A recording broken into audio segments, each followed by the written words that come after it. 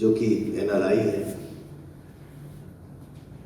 आपके लिए ये पहली फिल्म है, लेकिन मेरे लिए ये सारे सब भाई हैं जो भी टेक्नीशियन हैं हमारे।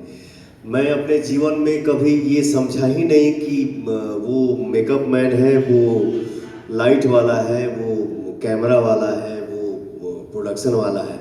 मैं अपने जीवन में यही समझा हूँ कि जो भी है मेरा भाई है, मालिक तो सिर्फ वो है।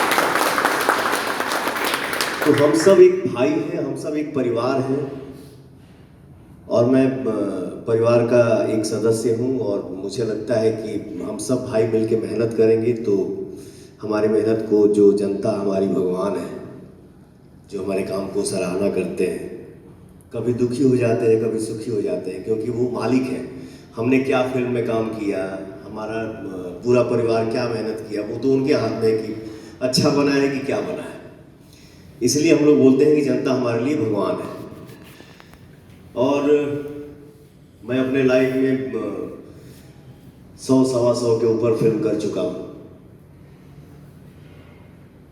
और हम लोग रास्ते में चलते रहते हैं, कभी कुछ नया चीज़ मिल जाता है। जैसे हमारे स्वाभिमान फिल्म के प्रोड्यूसर जो है राम शर्मा जी, इनके लिए मैं जो भी बोलूँगा कि मैं भैया अच्छे हैं, भैया ऐसे हैं वैसे हैं, वो शब्द मेरे लिए, मेरे नज़रों में कम है।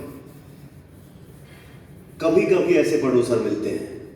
एनआरआई होके बिहार से ही है भैया, जाके अपना पोलैंड में अपने बिजनेस को फैलाया, नाम कमाया और इतने इस्टेब्लिश्ड हैं, और वहाँ से आने के बाद भी